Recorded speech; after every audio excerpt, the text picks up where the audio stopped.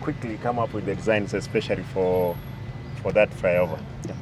We want to shame the devil because they are talking of a lot of things around. Oh, it's just a promise. We want to make it a reality. And I'm happy that the top most leadership of the ministry, they are here. Therefore, for our people, we're going to work. We will continue going to State House if there is more work to be done. If there is more money, we'll go. Because finally you'll ask us, what did you do when others were getting into all these projects? I know it's not easy. Everything takes longer than we expect. But we will be there at the right time. Otherwise, thank you. Engineers, nataka nishukuru, asanteni sana.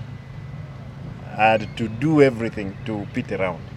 Ambia President, stadium walikuwa amepromise, ameniambia this week again they'll come. Na watu wa Agricultural Show of Kenya, they are coming. I want to show them where they are supposed to relocate to. Again, Nyantrago, the team was here on Friday. We are giving them 50 acres ya ku-locate the prison. Those are the things. Hata sisi ni wa Kenya, kama wa Kenya wengine wale wengine. Tutaendelea kujienjoy kwa wakati huo. Ama namna gani? Hivyo namna hiyo. Asanteni, Mungu awabariki. What leadership from this place went to see the president on Thursday, and the president gave a promise to do some infrastructure roads around this area, and he gave instructions to our CS, Cabinet Secretary Chirichiri, on what to do. For us, Kura, we are working here in Kisii. We are doing a maintenance of roads and other roads. We are now adding an additional 5 kilometers. We have seen part of the roads as the governor has said. And don't tell the governor, the dream is a reality now.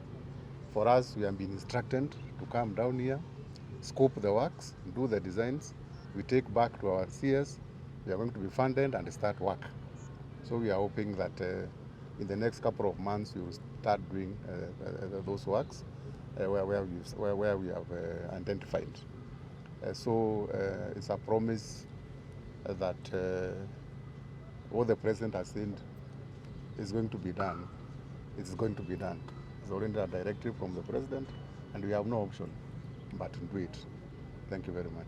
I think DG, I think as you have heard this directive from the president that we need to sort out the congestion within this town. So tumekuja hapa siku ya leo tuangalie wenyewe. Tuangalie so that tukiwa Nairobi tayari tuko na ile picha ambayo tunafaa kufanya ili tusuluhishe mambo ya congestion kwa hii town. Waziri angekuja, nimepata shughuli kidogo, lakini the president mwenyewe amesema lazima tufike. Anashukuru governor. Ndio umetupeleka round.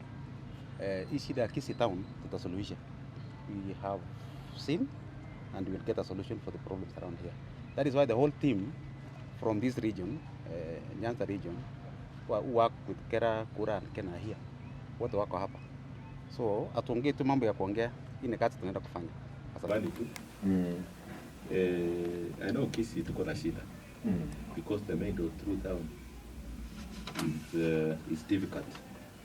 The reason why it was not done is because of the corridor.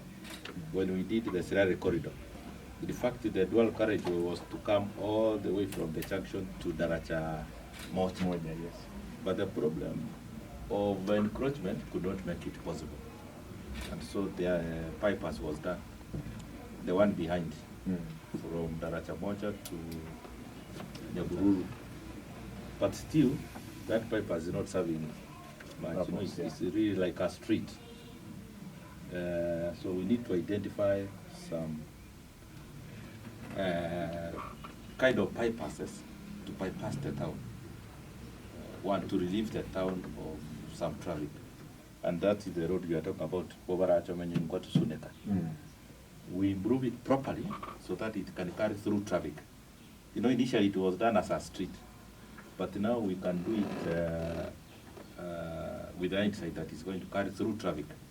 That does not need to stop in town, going to Rongo, Migori, Sabani. But two, the one going to Kisumu, traffic bound for Kisumu or coming from Kisumu that does not have to come to town, we need to get a way of bypassing the town. Of course, in addition to improving the road network in town, bypassing.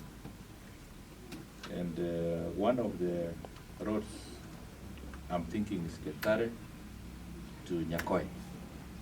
It's a very important link, more like the southern bypass in Nairobi. That one, we do it to proper standards, a dual carriageway.